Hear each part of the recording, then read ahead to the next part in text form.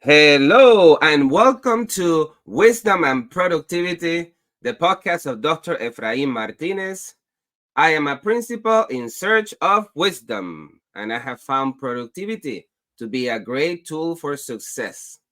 Today, I have the great and distinguished honor of having Dr. Brandi Kelly, who is the Superintendent of Mount Olive Community Unit School District Number 5 in Illinois, and the host of the Lead with Hope podcast. Dr. Brandi Kelly, who are you? All right. Well, thank you first and foremost for having me on the show today. I'm excited about our conversation. To start off, I will share with everybody my story a little bit. Right now, I'm a superintendent and I'm a principal, but over 20 years ago, I started my career as a school social worker.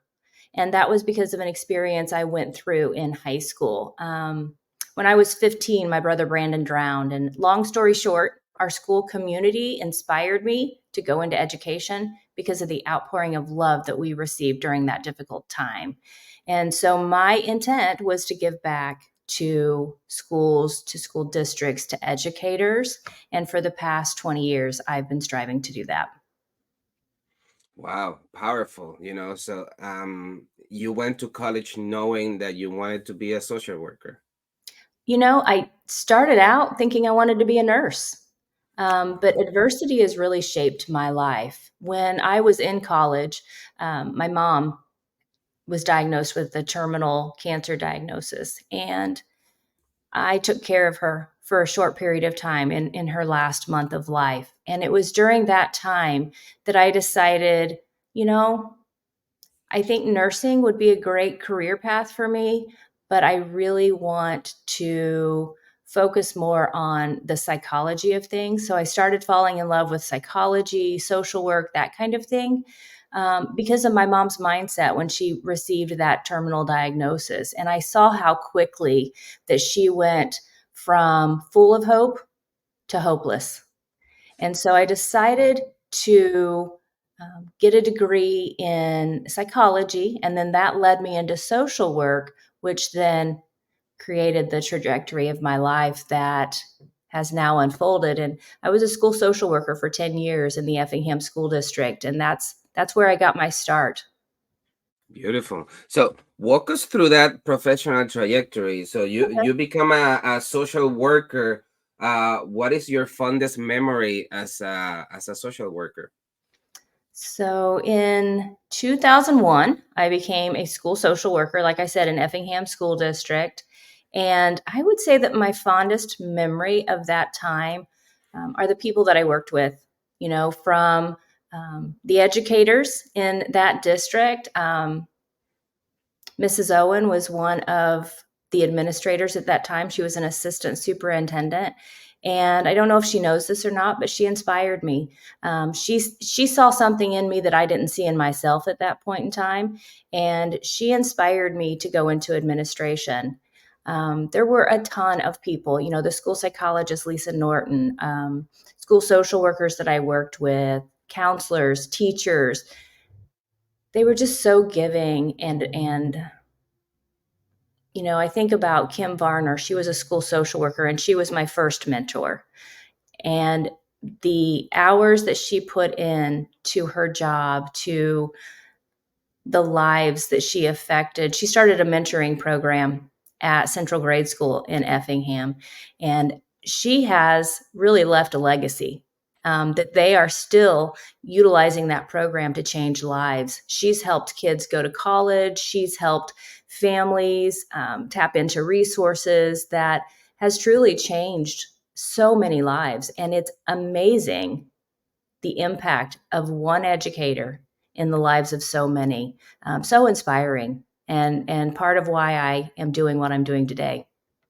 Beautiful. And tell us a little bit more about that, about how come a social worker gets influence to become a school administrator. Yeah. So when I was at Effingham, and like I said, Mrs. Owen, she saw something in me and she offered me a job as a special ed administrator. And at that time, my kids were in sports and activities, and it was a busy time in life. So I declined that position, but it kind of fostered that desire in me to have a bigger impact on teachers, educators, families, students. And I saw school administration as a pathway to change more lives, to have that impact. And I think we can all reflect back and think of those administrators, those leaders who were both good and bad.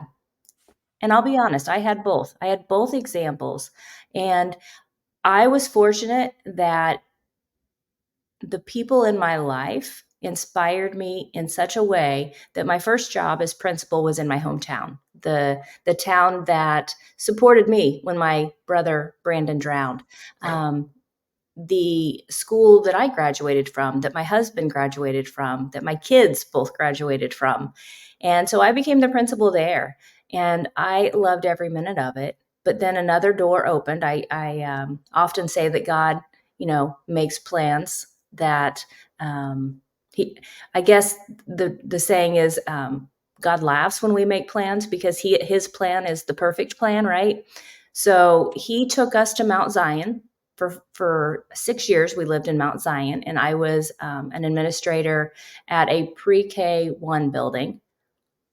I say that that is probably the hardest I've ever worked. Having almost 400 kids under the age of 7 is very rewarding, but also very exhausting.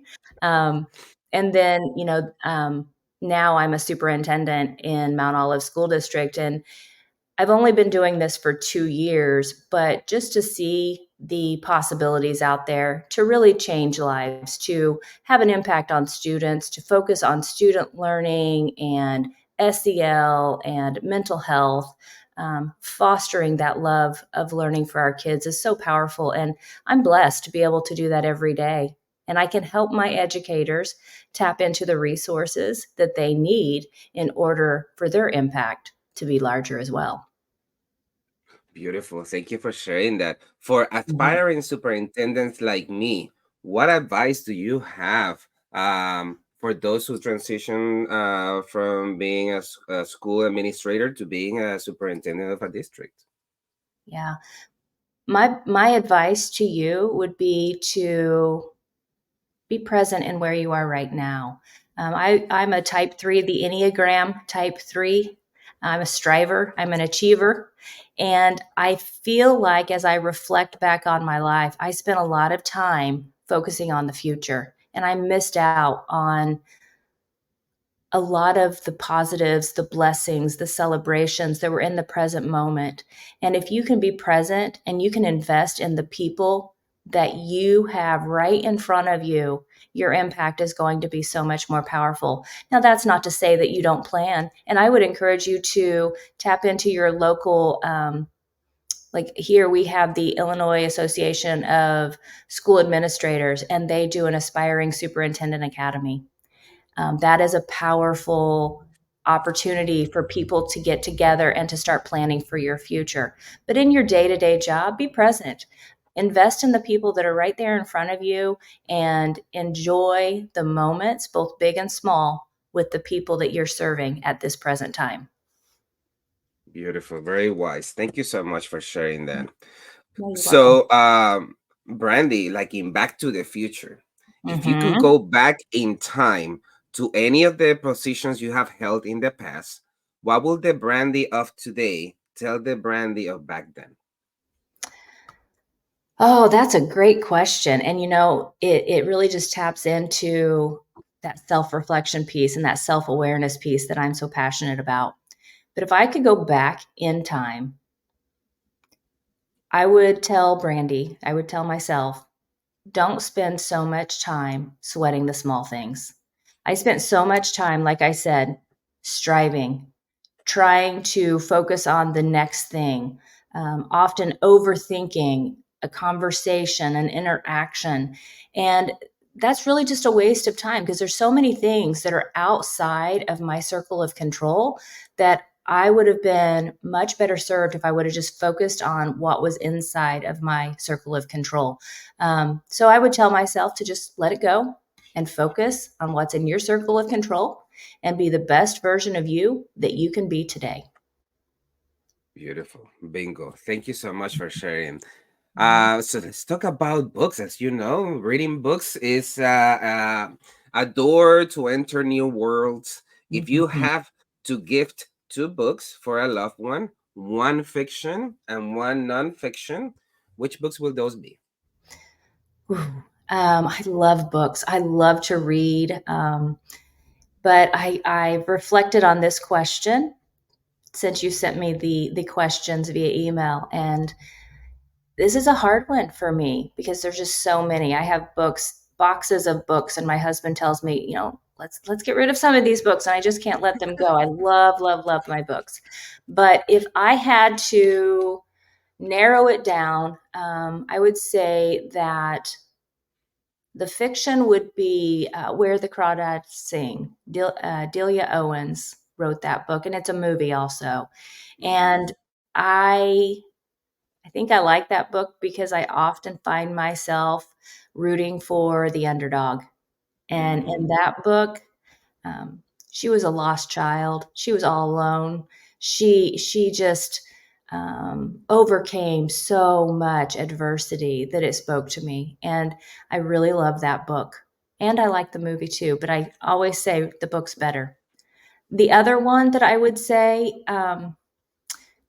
recently I found a Bible that John Maxwell has annotated, I guess, and Mhm. with his leadership principles. Um, and when you read the Bible, there are so many powerful principles on leadership. It really can speak to the principles and the practices that we should implement as leaders. And John Maxwell's leadership principles, um, the 21 laws, irrefutable laws of leadership, things like that, he embeds that in there in such a way that it's timeless principles. It's things that, no matter what your religious background, you Mhm. can draw some correlations to your leadership journey and utilize those timeless principles to help yourself in personal and professional growth. Beautiful. There's so many great items of wisdom in the Bible for believers or non-believers. Yeah. I think is I was trying to look in my notes, but I cannot find it. It's something about, I think it's in Deuteronomy, about in your teaching, let your speech be awesome. Yeah. And I think that is often a part that is missing. That sometimes we have Mhm. conversations with people and we're Yeah. just saying things and we don't get to think about the greater impact that we can have um, as we communicate, to move minds, young minds of students, or Mhm. the teachers and staff that we are supporting in the school. Every opportunity is an opportunity to do good, but we have to really think about Yeah. it, and in order to develop that. So I love that. So I'm gonna check that out. It's an Mhm. annotated Bible by John Maxwell. You said, Yeah. right? Yes, it is. Awesome. Thank you so much for sharing that. Mhm. Let's continue with your biggest influences. So either one or many, as many Yeah. as you want to say. Who formed Brandi Kelly? Yeah. So, I've got to credit my mom and dad, of course, but whenever I think back to my mom, she died in 1999. She was 44 years of age. So she was very young when she died. And I think back to my high school years, mothers and daughters, they butt heads, especially in high school. I know we did. But my mom was such a strong woman, and she always fought for the underdog. If there was something that she could do, she was willing to roll up her sleeves and to serve. And she was an inspiration to me. We didn't always agree on everything, but she was the strongest woman that I think I've ever known. Just surviving the death of a child, and then later that terminal diagnosis, and seeing what that did to her mindset. But she fought. She fought. And she was an inspiration to me, and I'm forever thankful for her influence in my life. There's a lot of strong women, though, in my life. I think about my aunts. I have 3 aunts that after my mom died, they have been so instrumental in shaping who I am. I think about my Aunt Sharon, who I spent summers with whenever I was a kid in Iowa. She's an amazing woman. Right now, she's going through the diagnosis of cancer. She's been diagnosed, and she's struggling with that and fighting through that, but loving her family every step of the way and enjoying every moment with her family. My Aunt Patty, who has recently moved to Texas, and I miss her dearly, but we do stay in contact. And then my Aunt Vicky, who still lives here in Illinois. Those 3 women, when my mom passed away, they were there for me. They were there for me no matter what I needed. I could pick up the phone and I could go to them, and I'm thankful for each one of them. And then finally, I was talking about the Illinois Association of School Administrators. We have a cohort called Elevate, and it is a group of superintendents, female superintendents, strong, fierce females. And each one of them brings so much wisdom to my life that I'm thankful that I was connected to that group. And I have each of those women in my network forever. So a lot of strong females in my life that I'm thankful for. And they have had a huge impact in shaping who I am today. Beautiful. Thank you so much. I wanted to ask, I see you a lot with your daughter Yeah. in your podcast Mm-hmm. ventures.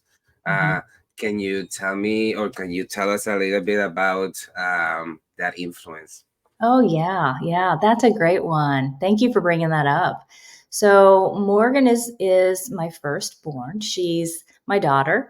Um, she is my best friend right now. She really is. Um,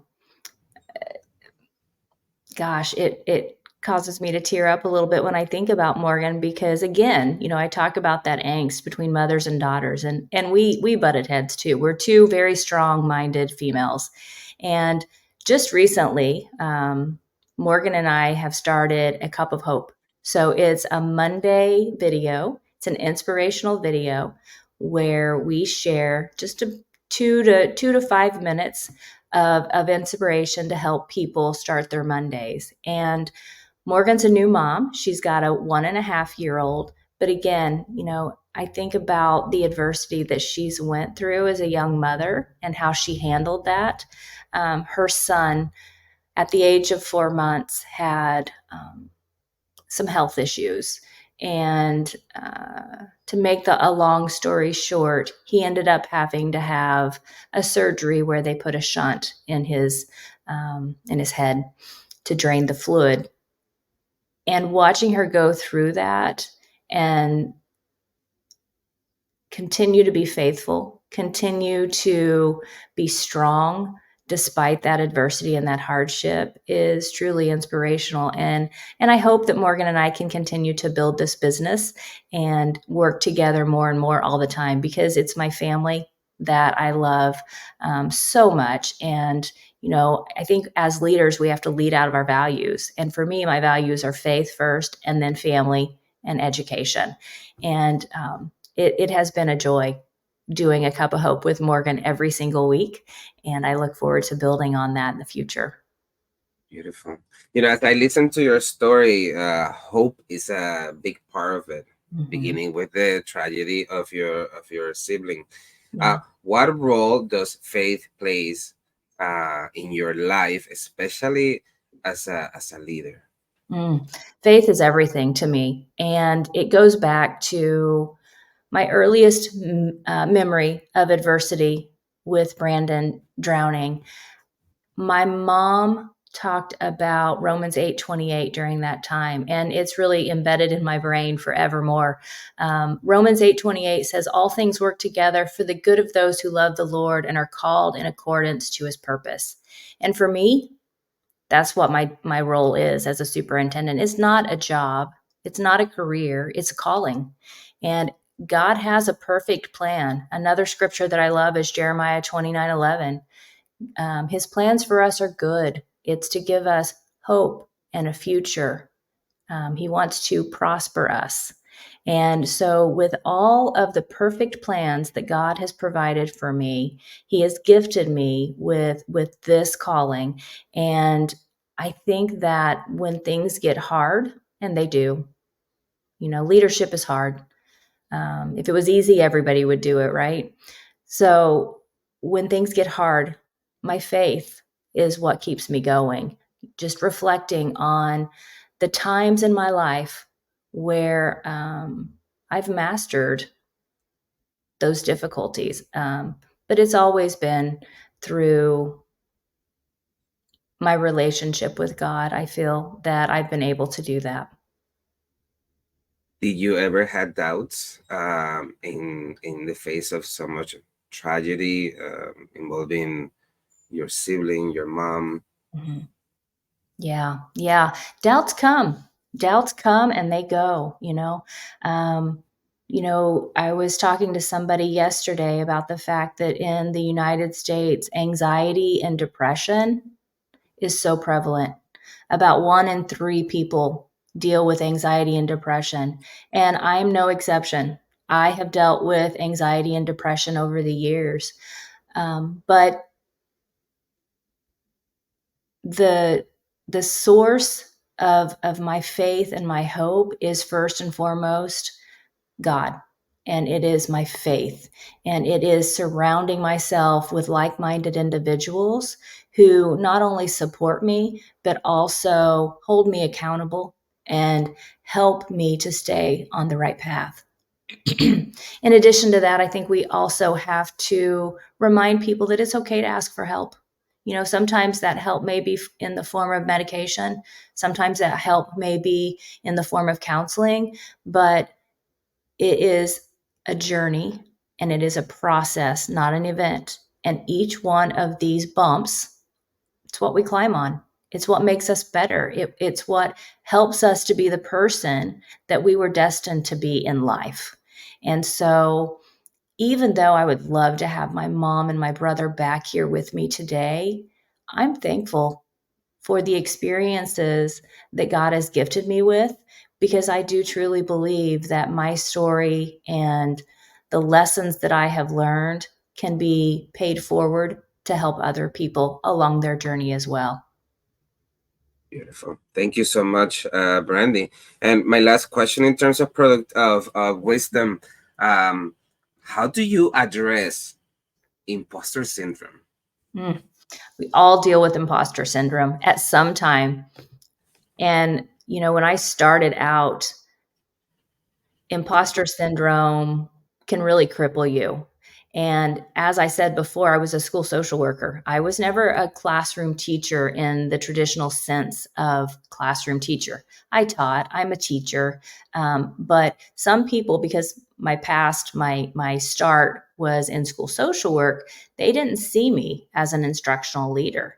And so I had to prove myself.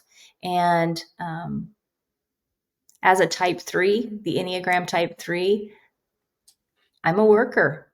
And so I equipped myself.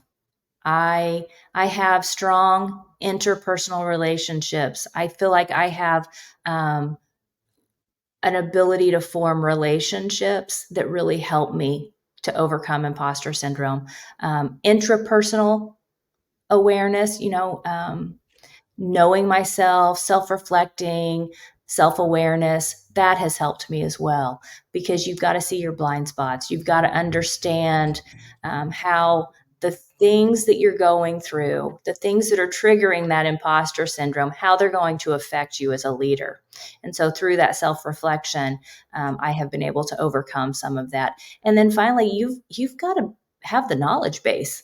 So because I was not specifically in the classroom, I spent a lot of time working with teachers, observing teachers, and utilizing that knowledge to overcome imposter syndrome and to be an effective leader.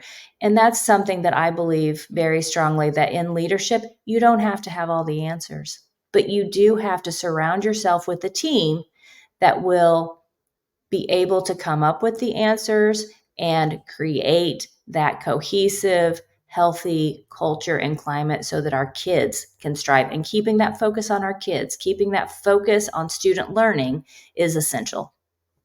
Beautiful. Very profound. Thank you so much. Let's Mhm. take a quick moment to praise the Teach Better community. This podcast is a proud member of the Teach Better Podcast Network.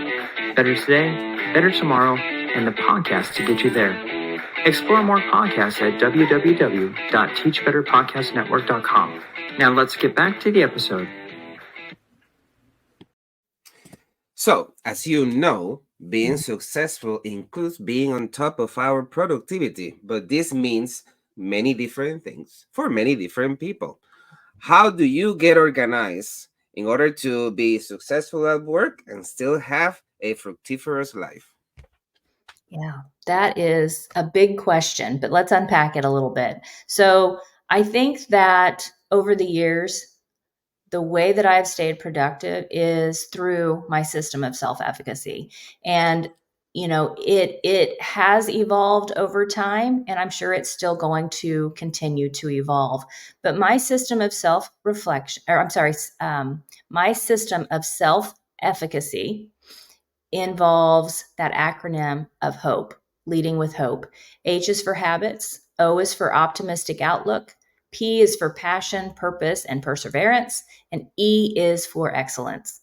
And this system requires an intentional practice of self reflection and self awareness. And that's what builds our self efficacy. And I believe that through that self efficacy, we we practice that, we build on that, and then that system of self efficacy helps us to build a more hopeful, better future for our educators and our students. Wow. So I never realized that HOPE was also an acronym. So Yeah. habits. Yes. Um, I missed the Opt- P. The optimism, Optimistic outlook. P is perseverance. passion, purpose, and perseverance. Wow, And E is excellence. beautiful. Jimmy That Casas is says, so yes, neat. Jimmy Casas says, live your excellence.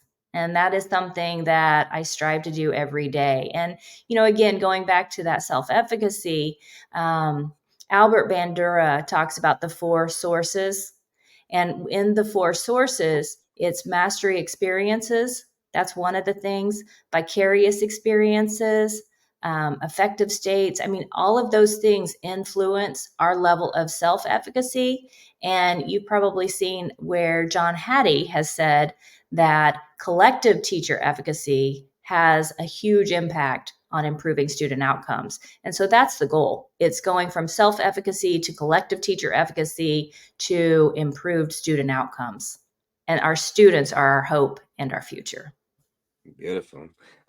So let's get geeky into the details. Uh-huh. In terms of email, calendar, and your to-do list, like what do you do? What system, what programs do you do? Pen and paper? Do you digitize it?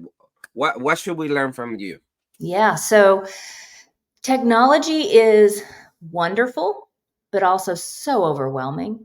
And we can utilize technology to help us be more efficient. But just like anything else, I think we have to have balance in our life. So for me, my productivity comes through Google Calendar. I use Google Calendar. That's how I stay organized. I put things on my calendar that needs to be done, meetings that I need to have, all of the balls that I have going, that are in the air right now. I've got that scheduled, and I have a plan. I'm a planner. and sometimes too much so, but I have to have a plan and a backup plan. But my Google Calendar is what keeps me organized. But, I also think, as I said, with balance, sometimes we do have to take a break from technology too. And before the show, you and I were talking a little bit about spring break. And, over spring break, I plan to do a technology fast, just unplugging. They say that everything, when you unplug it and you plug it back in, it works a little better. Better. That's what I'm going to do over spring break. I feel like a technology fast is much needed. And sometimes we get foggy. We have so many things going on, making so many decisions and information coming at us constantly.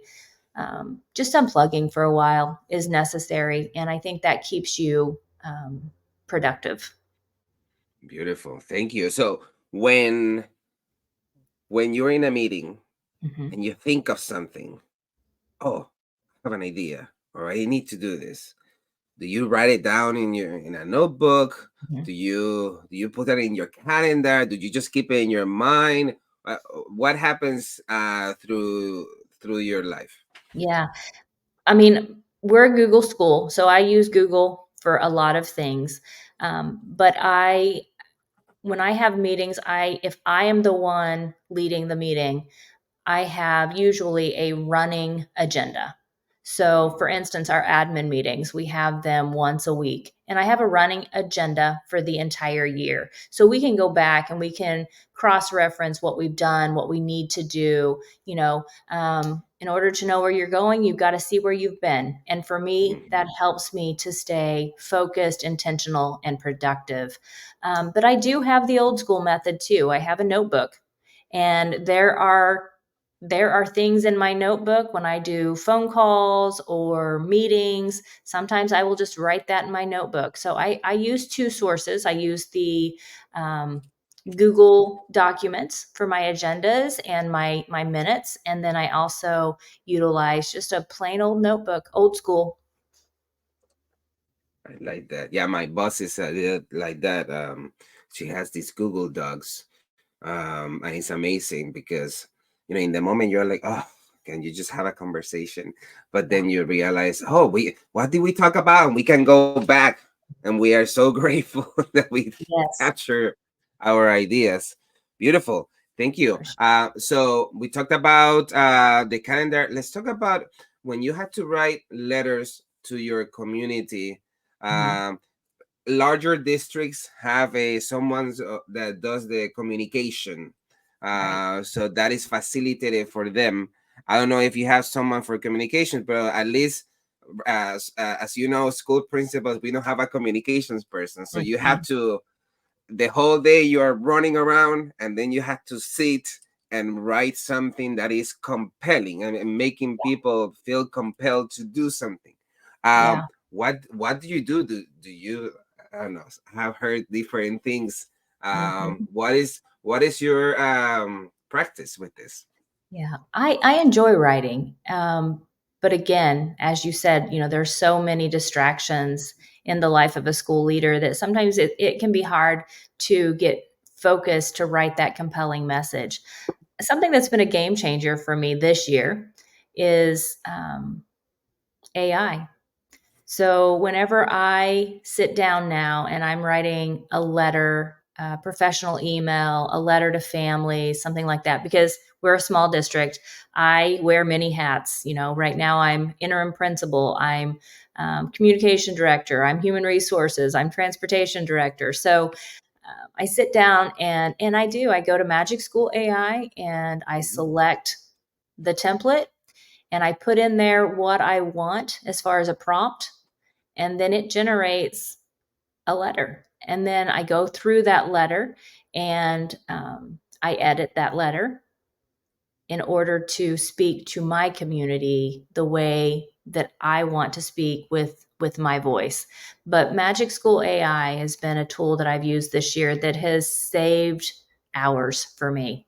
And it's a great resource. Not something that you want to just plug stuff in and then Mhm. push send, but I do think it can generate some ideas and help you to be much more productive and directed in your communication. Because as you know, communication has to be consumed in order for it to be effective. And so sitting down and writing out that email, that letter, whatever it may be, AI is a game changer. Absolutely. Thank you so much for sharing that. So as I was doing research on Brandi Kelly, I Mhm. see about your book Yeah. with the Road to Awesome series. Can you tell us about what is your book about Yeah. and this journey about writing a book? Yeah. So my book is Lead with Hope, a system of self-efficacy. So a little bit of what we've talked about today in terms of that system of self-efficacy, that acronym of HOPE is what my book's all about. So it starts out and it shares with my readers my story in greater depth, where I started with, that 15-year-old high school sophomore dealing with the loss of a sibling. And then it goes through and it explains how I use habits, optimistic outlook, passion, purpose, perseverance, and excellence in my life as a leader to inspire other people, to be effective, to be productive. And in addition to that, it starts each chapter out with self reflection, and then it ends each chapter with self awareness, because I believe that both of those ingredients are necessary for school leaders. We cannot lead others well if we don't lead ourselves well. So we have to consistently self reflect, improve our self awareness, and build our self efficacy. And that's what the book's all about. Beautiful. Oof, that sounds exhilarating. So, in terms of the productivity, because people like me dream of writing a book, Yeah. but we sit down and we're like, oh my goodness, I know that my doctoral dissertation took me forever because I had all these grandiose ideas, but putting them in a sequential way that connects and at the end make this lesson that you want to teach. Yeah. It's a different story. What lessons did you learn getting your book organized, and what advice do you have for those who are aspiring authors? Yeah. I told you before that I'm a planner, but that is not how my book came to fruition. I kind of fell into it. And it was because of Teach Better Network. So during the pandemic, the Teach Better Network was something that somebody along the way shared with me. And I got plugged into the administrators mastermind that they have on a weekly basis. And Livia Chang, Jen. she Mhm. Chen, yeah, she encouraged me to start blogging. So I started with the Lead with Hope series in the Teach Better blog. And it was through that process that I just started building chapters. And before I knew it, I had the meat of my book. And then I met Darren Peppard, and he's the Road to Awesome publisher. And he and I talked one day, and we decided that I'd sign a contract with him and that I'd publish my book through Road to Awesome. So the Teach Better Network has been very instrumental in my journey towards becoming an author. And it's really just starting with the blogging and then building the chapters and refining it. And I'm looking forward to my book will soon be in the editing phase and then should be published by December of 2024. So it's been a process, but it's been a fun process. Beautiful. Thank you so much for sharing. So then you're a podcaster. Like, tell us about that origin story and what lessons have you learned in order to ensure that you can record and publish your episodes. Mhm. So with the podcast, I was at the superintendent's conference just last year, last September, and I was in Starbucks and I ran into Adam Welcome. And I'm not shy. So I went up to him and I said, "Hi, Adam. My name's Brandi Kelly. I just want to introduce myself." And we struck up a conversation. And Adam and I continued that conversation after the conference was over. And my plan was to start a podcast. But because I'm a planner, I wanted to have about 10 episodes in the queue before I released it. And Adam said to me, "What are you waiting for? Get it out into the world. Start now. And you can just go, one step at a time." And I thought, he's right. So I recorded my first episode, my second episode, my third episode. And then, like I said, I had that interaction with him and I just started releasing it. And when you start, it's not perfect. But my motto these days is progress over perfection.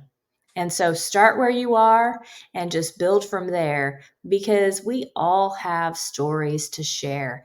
And you never know whose story is going to resonate with somebody, whose story is going to be that catalyst for life change. And so that's where it started, and I continue. My podcast is a bi-weekly podcast, and the stories that I've heard so far have been so inspiring and powerful. It's probably the funnest part of my week. Beautiful. So, Brandi, we have something in common because Mhm. I was in a group of NAACP administrators, and Adam Welcome was the host. And the question is, what you guys want to talk about? And I'm such a nerd. I'm the first person who talks. This was during the pandemic, Yeah. so we are all in little squares. And I said, I am thinking of doing a show of this and this and this and that. And he Mhm. said, do it. Yeah. And just like that, I felt like I was giving myself permission Mhm. to do so. So yeah, Adam Welcome has been truly he's always going to be imprinted in my life story, Yeah. because he, in a way, he told me, just do it. Stop thinking Exactly. about it. Yeah. Just do it. And think about all the people he's impacted by just giving us permission. It's very interesting that we need that sometimes, but having people like Adam Welcome in the world is so powerful and inspiring, and I'm thankful for his friendship. Beautiful. So, Brandy, my last question is, after you take off the hat Mhm. of superintendent, the hat of writer, blogger, what do you do for fun? Hmm. It goes back to my family. The thing that I look forward to every single week is going to church with my family. Both of my kids and their spouses go to the same church we do. And of course, I get to see both of my grandsons. I have had two grandsons. One is just over one, and the other one is 6 months older. So um, let's see. One was born in July, one was born in January. So they're just 6 months apart, and they're so much fun. Oh, they just bring me so much joy. And so I enjoy spending time with my family first and foremost. In addition to that, I love to read. I enjoy just having a cup of coffee and reading a book. I enjoy going on walks with my husband. I guess I have two best friends because my husband is also my best friend. We were high school sweethearts, and we are in a different phase of life now. We're empty nesters, and I did not love it at first. He has loved it from the start, but I enjoy our relationships, and we've really kind of grown up together because, like I said, we were high school sweethearts, and we've been married for over 30 years. Believe it or not, it's unreal, but time just goes by so quickly. I enjoy talking to my family, spending time with my family over spring break. We're going to go visit my aunt in Iowa, that is so inspirational to me.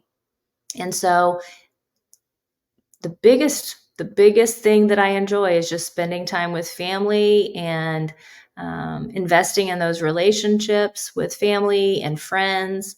We're getting ready to, myself and my high school friends, we're getting ready to experience a big birthday. And I'll let you guess which one that is because I don't like the number, but it beats the alternative, right? But we're planning a celebration, and our lives are so busy that we don't frequently get together, but we're all going to go on a trip. And so I'm looking forward to that. That'll be a fun thing to do. I love to travel. I love to go to the beach. And like I said, read a book. The beach, the ocean, a book. Those are fabulous ingredients for a wonderful day. Beautiful. Brandi, it has been such a pleasure and honor to have you in the show. Thank you for taking the time to share with us about your wisdom and your productivity. Thank you for having me. Thank you. Have a good weekend. You too.